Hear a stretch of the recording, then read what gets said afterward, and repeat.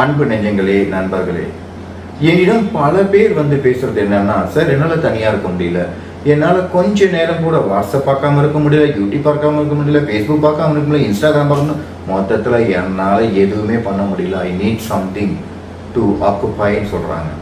இதில் ரொம்ப கொடுமை என்னன்னா, இந்த தனிமை வந்து மிகப்பெரிய நோய், மிகப்பெரிய விரோதி நமக்கு. எப்பொழுது ஒரு மனிதன் தனிமையில் சிக்கிக்கொள்றான்னு வச்சுக்கோங்களேன், ரொம்ப கொடுமைங்க அந்த வாழ்க்கை. ஏன்னா அவங்களால அவங்களுக்குள்ள இருக்க முடியல. ஸோ உண்மையான பதில் என்னன்னா, தனிமை என்னால் வாட்டுதுன்னு சொன்னாலே அந்த மனிதன், அது ஆணோ பெண்ணோ, அவங்களுக்குள்ளேயே அவங்களால இருக்க முடியலங்க. நமக்குள்ளேயே நம்மளால இருக்க முடியலன்னா அப்புறம் என்னங்க நம்ம லைஃப்ல என்னென்னமோ சாதிக்கணும்னு நினைக்கிறோம். அந்த டிகிரி இந்த டிகிரி அதை சாதிச்சுட்டு நம்மளை நாமளே ஜெயிக்கலன்னா என்ன சாதனை? நம்மளை நாமளே ஜெயிக்கிறதாங்க நிஜ சாதனை. அதை ஜெயிச்சிட்டிங்கன்னா தனிமை ஒரு வரமாயிடும். என்னோட வாழ்க்கையில் 2011 கைலாய மலைக்கு போயிட்டு வந்ததுக்கப்புறம் என் வாழ்க்கையில் நான் அனுபவிக்கிற எல்லாமே தனிமை ஒரு இனிமை, தனிமை ஒரு வரம். ஸோ அதை தான் நான் உங்களுக்கு எடுத்து சொல்கிறேன். இந்த தனிமை என்றைக்குமே ஒரு சாபமாக உங்களுக்கு இருக்கக்கூடாது. இப்போ அது இருந்துட்டு இருக்கிறது காரணம் வந்து உங்களது மனம். ஒரு மனிதனுக்கு ஒரு நாளைக்கு 60,000 70,000 எண்ணங்கள் வருது. அந்த எண்ணங்களுடைய தாக்கம் என்னன்னா நெகட்டிவ், கெட்ட எண்ணங்கள், நம்மளுடைய குப்பைத்தனமான எண்ணங்கள் தான் நம்மளை வந்து இந்த அளவு வந்து நம்மளை தனிமையில இருக்க விடுறதில்ல. ஸோ அந்த எண்ணங்களை ஹேண்டில் பண்ணோன்னா நான் என்ன சொல்லுவேன்னா, உங்களை மூச்சை கவனிங்க. ஒரு 21 நிமிஷம் மூச்சை கவனிச்சிங்கன்னா அந்த தாக்கம் குறையும். முதல்ல கஷ்டமாக தான் இருக்கும். நிறைய பேருக்கு சொல்லுவாங்க, கண்ணை முன்னாலே எனக்கு பயமாக இருக்குது, அவ்வளோ தாட்ஸ் வருதுன்னு. இப்பவும் அதாங்க வருது. ஸோ அதனால அதை விடுங்க. ஸோ எண்ணங்களை வாட்ச் பண்ணுறது உங்களுக்கு 3 மாதத்துலேருந்து 6 மாதமே உங்களுக்கு ஒரு தனிமை வந்து ஒரு வரமாக வந்துடும். அதாவது லோன்லினஸ்லேருந்து அலோன்னஸ் மாறிடும். இன்னும் வந்து நீங்கள் எந்த குருவோ எந்த ரிலிஜனாக இருந்தாலும் நீங்கள் அந்த குரு கிட்ட சரண்டர் பண்ணுங்க. நல்லா தெரிந்து கொள்ளுங்கள், இந்த உலகம் எங்கேயுமே யாரும் தனியாக இல்லைங்க. எல்லா இடத்துலையும் எல்லாமே இருக்கு. அது எனர்ஜி ஃபார்ம்ல இருக்கு. நல்லா புரிஞ்சுக்கோங்க, திருப்பி ரிப்பீட் பண்றேன். இந்த உலகத்தில் எல்லா இடத்துலையும் எல்லாமே இருக்கு. எந்த இடத்துலையும் எதுவுமே இல்லாம இல்லை. ஆனா அது நீங்க நினைக்கிற மாதிரி உயிர்கள் ஃபார்மேட்லயும் அதெல்லாம் இல்லை. எனர்ஜி ஃபார்மேட்ல இருக்கிறதுனால நமக்கு புரியல. அது போட்டான்ஸ்ன்னு சொல்லலாம், இல்லை நமக்கு சுற்றி உள்ள அணுக்கள்னு சொல்லலாம். எல்லாமே இயங்குது, எல்லாமே இருக்குது, எல்லாமே கேட்குது, எல்லாமே பேசுது.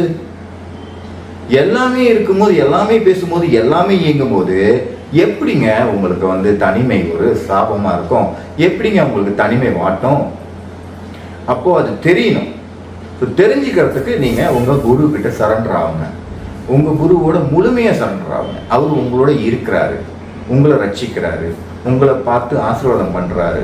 அவர் எப்பவுமே இருக்கிறாருன்னு நம்புங்க. அட்லீஸ்ட் முழுமையா நம்பும் பொழுது இந்த தனிமை உங்களுக்கு மறைஞ்சு போயிடும்.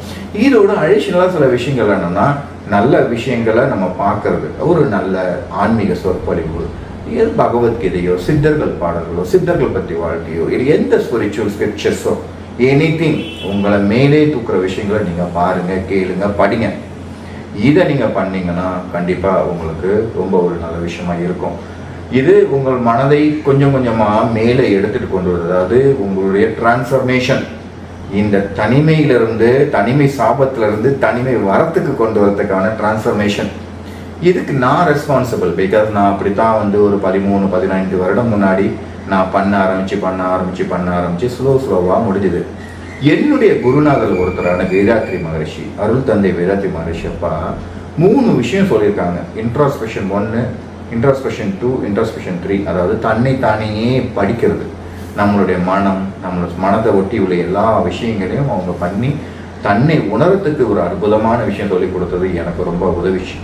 உங்களுக்கும் அது ஏதாவது தேவைன்னா நீங்கள் ஸ்கை சென்டர்னு சொல்லுவாங்க, சிம்பிளிஃபைட் குண்டலினி யோகா, ஆழியாரோட ஹெட் குவார்ட்டர்ஸ் எல்லா இடத்துலையும் இருக்கு. நீங்கள் கண்டிப்பாக நீங்கள் அதை கற்றுக்கங்க. ஏன் இதை சொல்கிறேன்னா, அவ்வளோ அழகா யாருமே கேள்வி கேட்காத அளவு மனம் எப்படி இயங்குதுன்னு சொல்லியிருப்பாங்க வேதாத்ரி மகரிஷப்பா. அது ஒரு விஷயம். நீங்கள் தேவைப்பட்டால் யூஸ் பண்ணிக்கலாம். ஆனால் நீங்கள் நான் சொல்கிறதுக்கு எல்லாத்துக்குமே வந்து நீங்கள் உங்களுக்குள்ளே நீங்கள் போனீங்கன்னா, அதாவது இந்த எண்ணத்தோட குப்பைத்தனமான எண்ணங்களை வந்து தாண்டி நீங்கள் போயிட்டீங்கன்னா அதுக்குள்ளே வந்து தனிமை வந்து வரமாயிடுங்க. அதுதாங்க இதில் முக்கியம். ஸோ நீங்கள் சாய்ஸ் இஸ் யுவர்ஸ். ஐயோ என்னால் முடியலன்ட்டு யாருக்கிட்டையா பேசிக்கிட்டு எதையோ பண்ணிக்கிட்டு எதாவது பண்ணிட்டு இருந்தேன்னு வச்சுக்கோங்களேன், என்னைக்குமே உங்கள் சந்தோஷம் உங்ககிட்ட கிடையாது. என்னைக்கு உங்களுக்குள்ளேயே நீங்கள் வாழ ஆரம்பிக்கிறீங்களோ அன்னைக்கு உங்கள் சந்தோஷம் உங்களுக்குள்ளே இருக்கும்.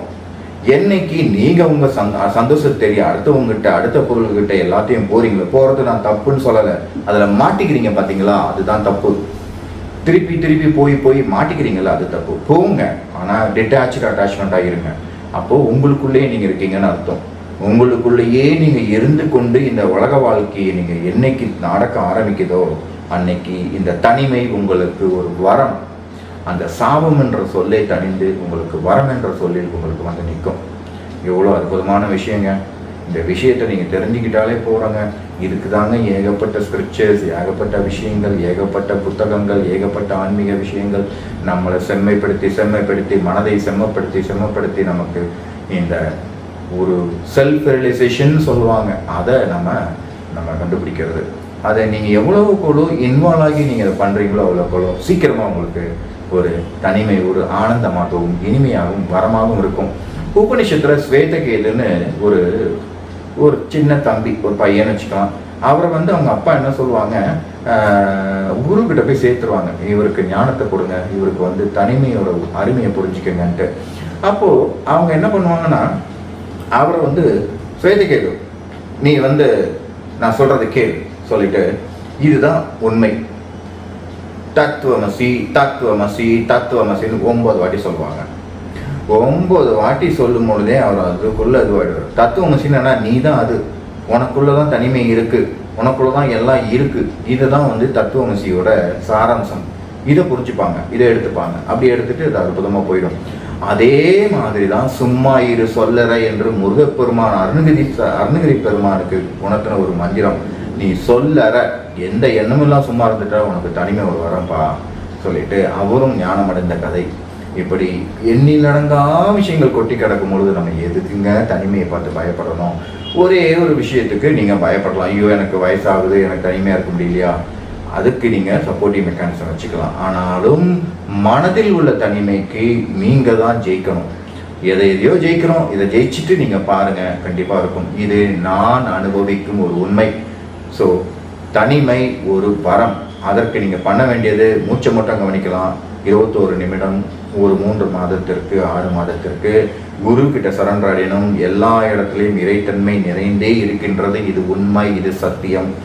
உங்களை அப்டேட் பண்ணுற விஷயங்கள், நல்ல வீடியோ, நல்ல எழுத்துக்கள், புத்தகங்கள், உண்மையாகவே ஆன்ம நிலையில் உயர்ந்த மனிதர்கள்கிட்ட பேசினாலும் உங்களுக்கு கொஞ்சம் உங்கள் மனம் மேலே மேலே உயர்த்தப்படும். இது எல்லாம் பண்ண வந்து உங்களுக்கு வந்து ஒரு தனிமை ஒரு வரமாயிடும். இதோட சேர்ந்து உணவு பழக்கமும் ஒரு யோகாசனமோ இல்லை உடற்பயிற்சியை நீங்கள் சேர்ந்து பண்ணி பாருங்கள். உங்களுக்கு தனிமை ஒரு வரம், தனிமை ஒரு ஆனந்தம். சத்தியம் செய்கிறேன், கண்டிப்பாக தனிமை ஒரு வரமே.